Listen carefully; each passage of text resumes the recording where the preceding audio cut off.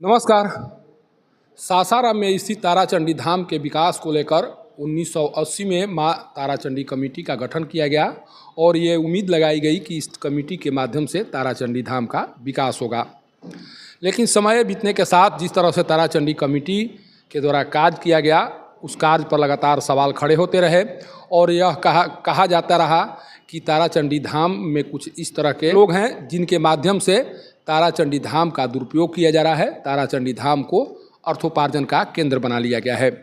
कुछ साल पहले ताराचंडी धाम को समझने और जानने के लिए धार्मिक न्याय परिषद के अधिकारी आए हुए थे और उस अधिकारी के समक्ष सासाराम शहर के रहने वाले विनोद कुमार जी के द्वारा एक बहुत बड़ा लगाया गया था और ये कहा गया था कि ताराचंडी धाम कमेटी को जो भी दान प्राप्त हो रहे हैं उस दान का दुरुपयोग हो रहा है और उस दान का उपयोग धाम के विकास को लेकर नहीं किया जा रहा है। हमारे साथ अभी विनोद जी हैं, उन्हीं से बात कर जानने की कोशिश करेंगे कि क्या जिस कमेटी का गठन ताराचंडी धाम के विकास को लेकर किया गया था, उस कमेटी के द्वारा धाम का विकास किया जा रहा है या अब समय आ गया है कि इस धाम को धार्मिक न्याय परिषद के हवाले कर दिया जाए।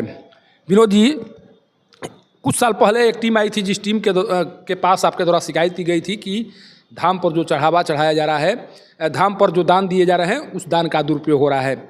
आपको लगता है कि जिस कमेटी का गठन ताराचंडी धाम के विकास को लेकर किया गया था, उस कमेटी के द्वारा ताराचंडी धाम के विकास को लेकर कोई कार्य किया जा रहा है? विकास में तो कार्य नहीं किया जा रहा है। वहाँ ट्रस्ट के अध्यक्ष जी एक बार आ चुके हैं, अब शायद नहीं है, उनका बदली हो गया। उनको खबर मिला था कि यहाँ धांधली किया जा रहा है धाम में, तो आए थे, अपना घूमे फिरे देखे जाने सब।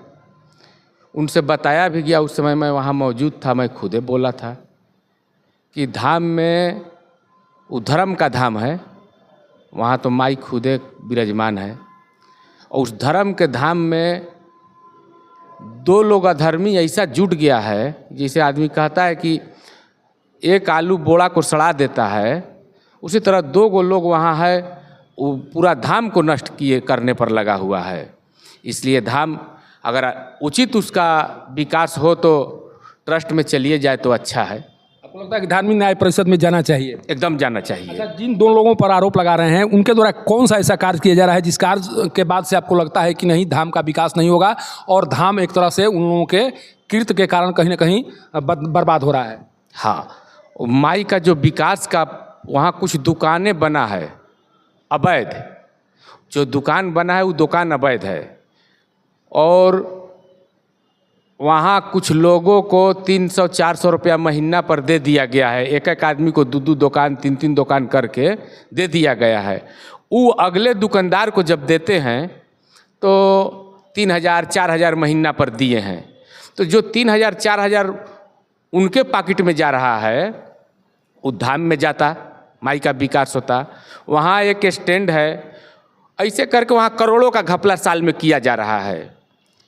अच्छा, एक पद की चर्चा बहुत दिनों से हो रही है, महामंत्री के पद को लेकर सवाल खड़े किए जा रहे हैं कि महामंत्री के पद पर महेंद्र साहू बहुत दिनों से बने हुए हैं।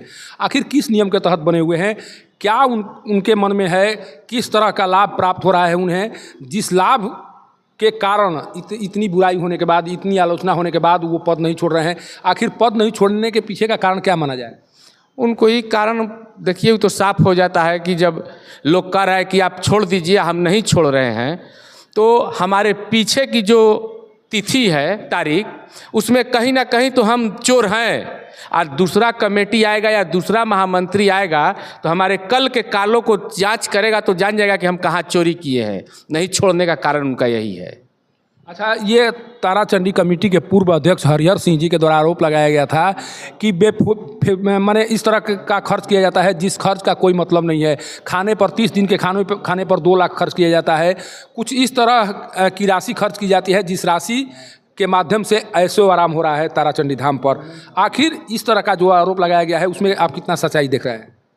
अगर पूर्व अध्यक्ष जी बात कर रहे हैं तो वहाँ रहे हैं 7-8 साल 10 साल, जितना साल भी वहाँ अध्यक्ष के रूप में रहे हैं, उनको ज़्यादा अनुभव है और वो जो बोल रहे हैं सही बोल रहे हैं, क्योंकि इस बात को अवगत है, जान रहे हैं कि वहाँ ये लोग ऐसा कर रहा है।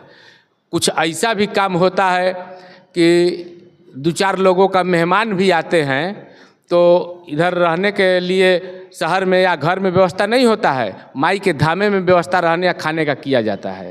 मैंने अपने गेस्ट का व्यवस्था वहीं पर किया। हाँ, सही बात। अच्छा, एक और आरोप लगाया जाता है, जो पुजारी हैं उनके लिए कहा जाता है कि व्यवस्था वहाँ सोने खाने की व्यवस्था नहीं है, लेकिन ताराचंडी कमेटी के द्वारा अपने लिए एसी रूम बनवाया गया है। उसी एसी रूम में दिन भर लोग बैठक करते हैं, उनके लिए चाय पानी की व्यवस्था की जाती है और पूरा खर्च जो है, जो चढ़ावे की राशि है उसी से, जो दान की राशि है उसी से किया जाता है। तो ये जो कहा जा रहा है, इसमें आपको कितना सच्चाई लग रहा है? ये तो सही बात है। ये लोग अपने लिए एसी रूम बनवा के बैठे हुए हैं वहाँ, और जो माई को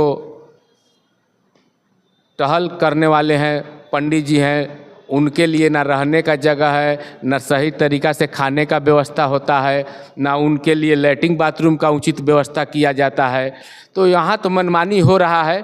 वहाँ 1-2 आदमी है कि वो कहता है कि जो हम कहेंगे वही सही है, बाकी पूरा सासाराम चिल्लाते रहेगा, उससे कोई अंतर पड़ने वाला नहीं है।